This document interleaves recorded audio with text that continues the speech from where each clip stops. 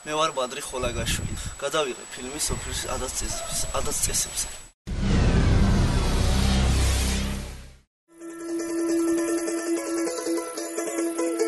მე ბორჩაშვილი კაკო ალექსისზე დავიბადე 1960 წლის 4 მარტს ახმეტის რაიონ სოფელ ჯოყოროში.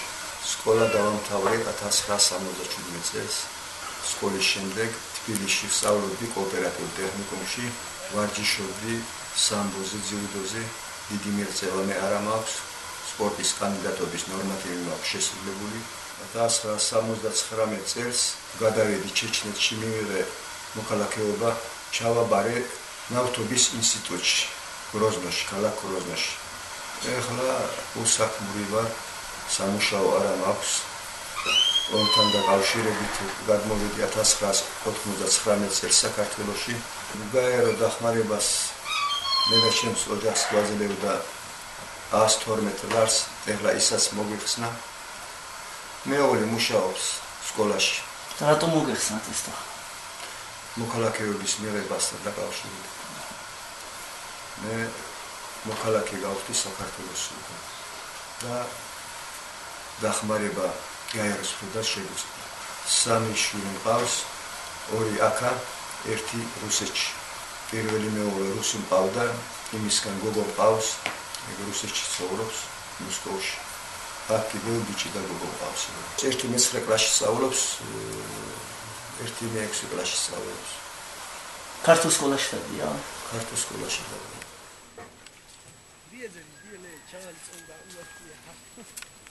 ვაინახებში, როგორც ჩეჩნებში, როგორც ინგუშებში, ასევე საქართველოში მაცხოვრებელ ქისტებშიც არსებობს ჩვენი ძველი მამა-პაპური ადათ-წესების წესებთან დაყრდნობით საქმის გარჩევა ორ მოდავე ადამიანს შორის. 15 წელიწადი იქნება, რაც მონაწილეობას ვიღებ ამ საქმის გარჩევებში, საქმეების გარჩევებში. ამ საქმეების გარჩევაში თხოვენ ისეთ ადამიანებს მონაწილეობა მიიღონ, რომლებიც არიან ჰუმანურები, არიან სიმართლის თქმელები, არიან გონიურულად საკმარისად განვითარებული ხალხი და პირველ რიგში მორწმუნე მერთის მოშიში ადამიანები.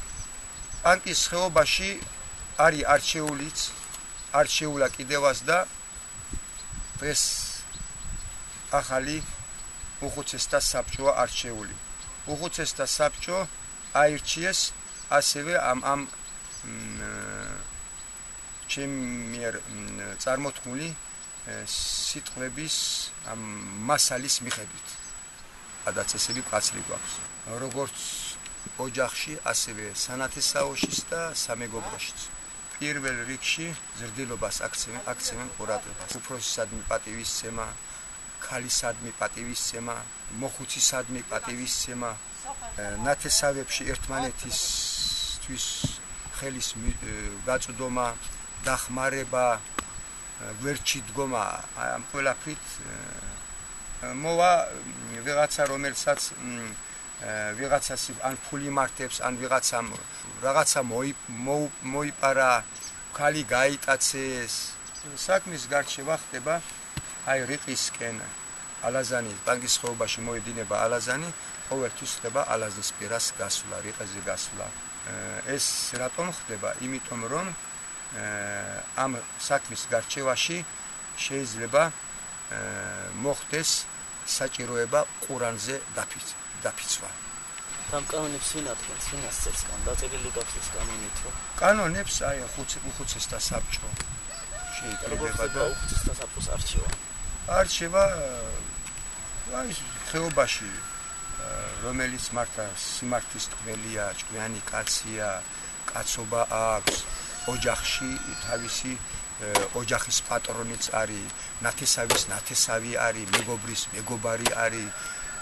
აი ამ ფასეულობებით ხდება უხუცესთა საბჭოს წევრების არჩევა. გარჩევის დროს ერთი გვარის ხალხს მოჰყავს თავიანთი სამართლე. აი ეს მე მომყავს საქმის გასარჩევად, მე მიმყავს და ეს მართლა სიმართლეს იტყვის. ესევე გონია მეორე მხარესაც. და ამ ორ ადამიანზე არის დამოკიდებული იმ ორი მოდავი ადამიანის ბედი. გვარს მოყვება თავისი უფროსი. უფროს მოუწვება გვარი უკან. ის ორი რომ გაარჩევს ამ საქმეს, ეს საქმე მისაღები უნდა იყოს ორივე წინამძღოლისთვის. და როცა საქმე მიდის რომ ერთს გონია მაინც თავისთავი მართალი, ან მეორეს თავისთავი, ეს იშვიათად კი ხდება, ამ დროს უკვე შუაში დგება ყურანი, ჯდება. ვიცი, ყურანზე უნდა დაიფიცო. ის ორი გამრჩეველი ასახელებს, მინ უნდა დაიფიცოს იმ ორში ყურანზე. და რამდენმა უნდა დაიფიცოს. თუ ერთ მხარეს წაუყენეს წინადადება, რომ შენ უნდა დაიფიცო ყურანზე, რომ იმან უნდა დაიფიცოს. თუ არ დაიფიცა, მაშინ ტყუნდება ეგა. თუ დაიფიცა, ამ მეორემ უნდა მიიღოს მაგისი ფიცი. უნდა დაიჯეროს, გინდ არ იყოს მართალი, გინდ იყოს მართალი. ის პირველი მხარე. მეორემ უნდა მიიღოს ეს ფიცი. რო არ მიიღოს, თუ არ მიიღებს, ისაც ტყუნდება.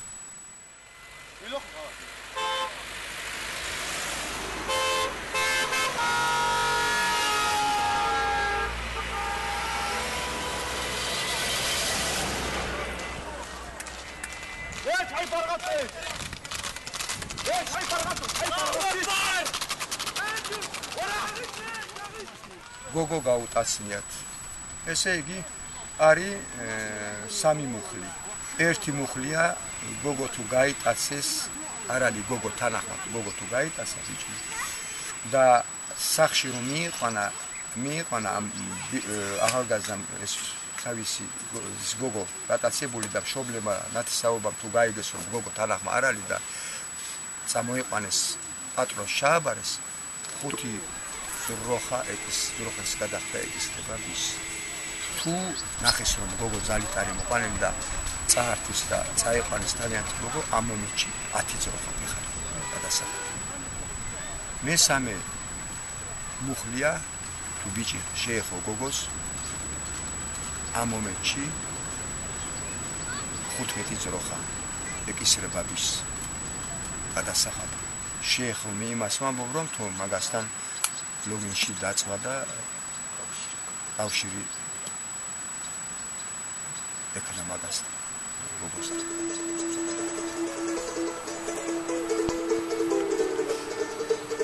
უცესთა საბჭო არის დარეგისტრირებული თბილისში, ნებარდა არის დართული რომ ბანკის ხეობაში მაცხოვრებელ ქისტებს შორის არსებობდეს უხუცესთა საბჭო და შინაური თავიანთი საქმეები შინაურულად თვითონ გაარჩიო. თუ საქართველოს კონსტიტუცია მოითხოვს რომ ეს არ უნდა შედგეს, ეს არ უნდა მოხდეს, ამის წინააღმდეგ წასულები არც უხუცესთა საბჭოს წევრები არიან, არც ის ორი ადამიანი, რომელიც საქმეს არჩევენ.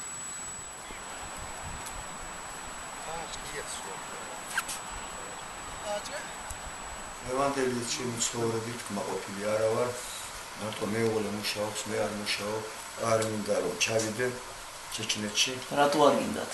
იმიტომ რომ არ მინდა ჩემი ბავშვებმა, შვილებმა რომ იქ იცხოვრო, კლიმატი ცუდი არისო, ჰაერი მოწამული არისო, დაავადებები არისო, კლიმატთან დაკავშირებით. სხვაგან თუ დომებოდა სადმე მესამე ქვეყანაში წასვლა, მე უფრო ვესწრებოდი რომ ვიცხოვრო სკანდინავიის ნახევარკუნძულის სახელმწიფოებში, შვედეთში, ნორვეგიაში. არ გიცდიათ მოკეთ დასვლა?